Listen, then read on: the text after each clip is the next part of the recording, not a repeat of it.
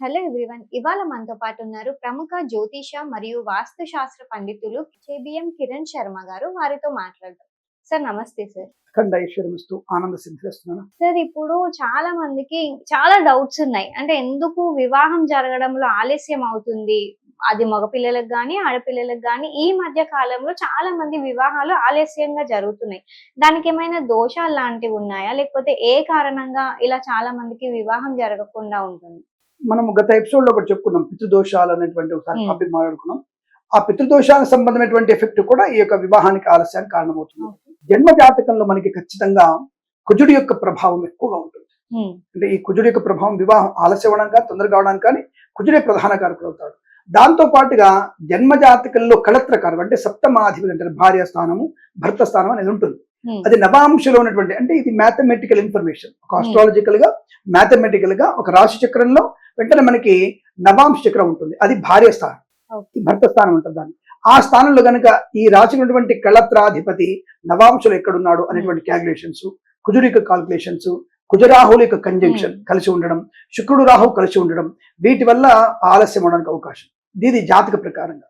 దోషాల ప్రకారం చూసుకుంటే సర్పదోషం కూడా కొంత కారణమే. జాతకంలో మీకు కనుక సప్తమ స్థానంలో రాహు ఉన్నా, సప్తమంలో కేతు ఉన్నా, అష్టమంలో కేతు ఉన్నా, అష్టమం రాహు ఉన్నా, ఇది కూడా కొంత సర్పదోష కారకుడు అవుతారు. కాబట్టి ఈ దోషం వల్ల కూడా వారికి వివాహం ఆటంకమయ్యే అవకాశం ఉంటుంది, ఆలస్యమయ్యే అవకాశం ఉంటుంది. ఇక్కడ ముఖ్యం గుర్తుపెట్టుకొని చాలా మంది ఇప్పుడున్నటువంటి యువతకి ఈ విషయం తెలవాలి.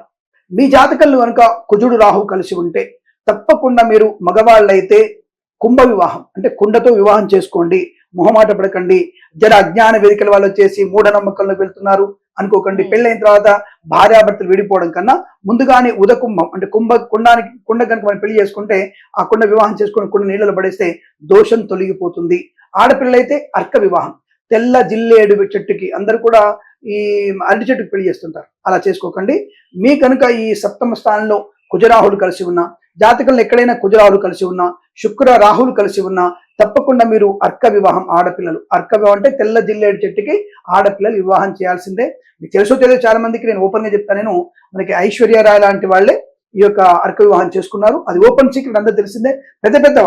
పెద్ద వాళ్ళు కూడా ఈ అర్క వివాహం చేసుకున్నారు, ఆనందంగా ఉన్నారు. గుర్తుపెట్టుకోండి, ఇది మూఢనమ్మకం కాదు, నమ్మకము శాస్త్రీయమైనది. రెండవ వివాహానికి దారి తీయకుండానికి ఇటువంటి వివాహం మనకి శాస్త్ర సంబద్ధము చేసుకునేటువంటి అవకాశం అలా చేసుకోండి. ఇది కారణం చేత మనకి అంటే శుక్రుడు రాహు కలిసిన వల్ల కూడా మనకి వివాహం ఆలస్యం అవకాశం. ఇంకా మూడవది మనము శాస్త్రాన్ని పక్కన పెడదాం. న్యాచురల్ గా మాట్లాడుకున్నప్పుడు మా అమ్మాయి ఏం చదువుతుంది? మా అమ్మాయి బీటెక్ అండి, బీటెక్ అయిపోయింది, అమ్మాయి విదేశాలకు వెళ్తుందండి. అరేటండి మరి ఎప్పుడు మీ అమ్మాయి ఎక్కడ ఉందండి? ఆ అమ్మాయిది ఎంఎస్ అయిపోయిందండి, ఉద్యోగం చేస్తుందండి. ఓకే రండి, మీ అమ్మాయికి పెళ్లి చేస్తారండి. అబ్బే ఇప్పుడు ఎందుకండి, మా అమ్మాయికి ఇంకా 29 కదా, 30 వస్తాయి. నేను వెటకారంగా చెప్పట్లేదండి.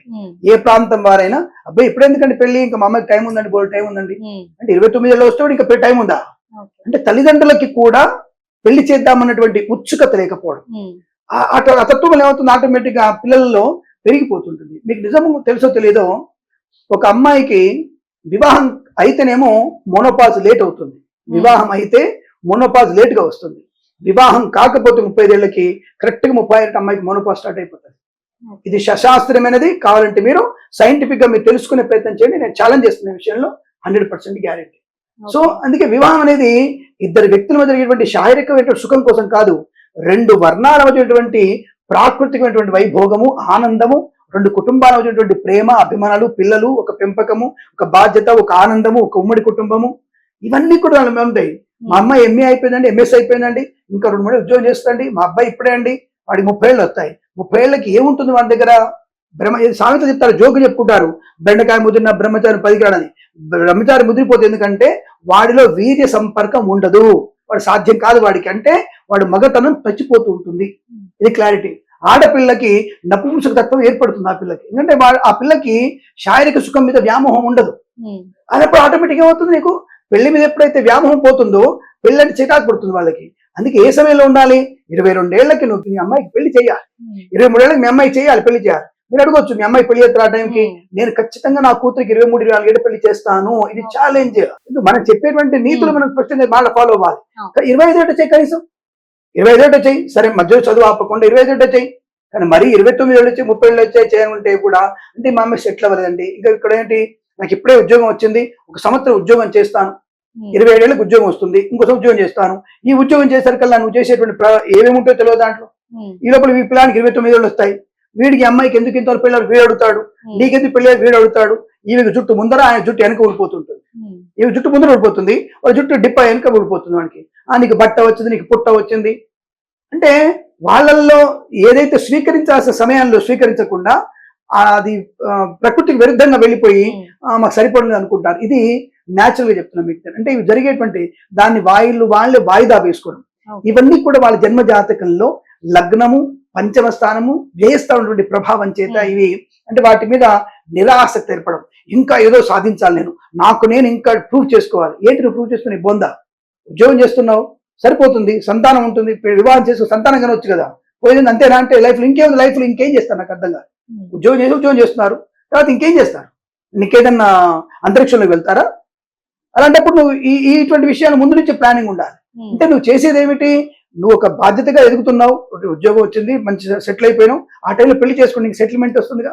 కానీ మనం వాయిదా వేసుకుంటూ ఉండడం వల్ల అటువంటి నిష్ప్రయోజనమైనటువంటి జీవితాన్ని మనం పొందుకొని వివాహం అనే వ్యవస్థను మనం పాడు చేసుకుంటున్నాం. కాబట్టి సరైన సమయం ఆడపిల్లకి ఖచ్చితంగా చెప్తున్నా నేను, 21 నుంచి 23 మధ్యలో ఆడపిల్లకి పెళ్లి చేయాల్సిందే, పెళ్లి చేసుకోవాల్సిందే. మగపిల్లవాడు ఖచ్చితంగా 22 నుంచి 24 మధ్యలో మగపిల్లవాడికి పెళ్లి జరగాల్సిందే. అప్పుడే వాళ్ళకి అనుకూలవంతమైన సంతానం ఉంటుంది, ఆరోగ్యవంతమైన సంతానం ఉంటుంది. మీరు ఎదిగినప్పుడు మీకు 50 ఏళ్ళసరికి మీ పిల్లలు వెళ్ళినప్పుడు కూడా సమానం కనపడతారు. అంటే పిల్లలు మీకు పెట్టినా పెట్టకపోయినా మీరు సొంతంగా మీకు మీరు సంపాదించుకొని బ్రతకడానికి పిల్లల మీద ఆధారపడాల వద్దన్నటువంటి సూచన కూడా మీకు దొరుకుతుంది. అప్పుడు మీ ఏంటంటే మీకు మంచి వయసులోనే పిల్లలు చేతికి వస్తారు.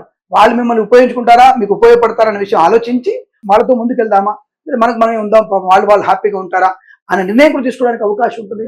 కాబట్టి తొందరగా పిల్లలు కంటే ఇప్పుడు 26 ఏళ్ళకి పిల్లల కంటే ఏమవుతుంది, నష్టమే వచ్చింది. అది సరైన సమయం అని సైన్సే చెప్తోంది.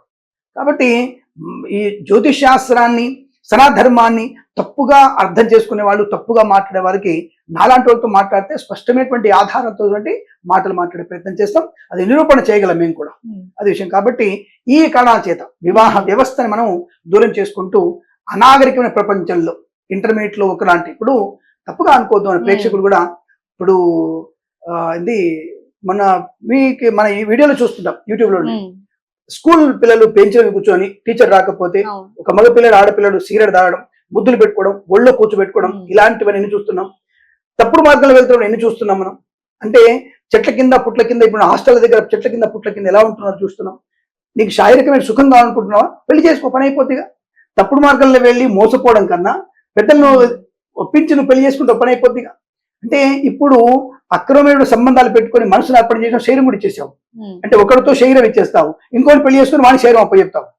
అంటే మగాడిద్దరు సేమ్ చెప్తాను నేను. అంటే మీరు తను కూడా ఇచ్చేసుకుంటే అయిపోయింది మీకు, ఇక పెళ్లితో సంబంధం లేదు మీకు. అంటే తాళి పడితేనే పెళ్లి అనుకుంటున్నారు, కాదది. మనస వాచ కర్మణ మనం వారితో ఒకరినొకరు అర్థం చేసుకొని ఒకరి చేతి ఒకరు పట్టుకున్నప్పుడే వివాహం. అది కాకుండా ఇవాళ రేపు మీరు చేసేటువంటి చెట్ల కింద పుట్ట కింద చేసే పనులు ఏంటి, మీరు వివాహ వ్యవస్థ దుమ్మెత్తిపోయడం ఏంటి, అంటే ఏ కల్చర్ నేర్చుకున్నారు మీరు?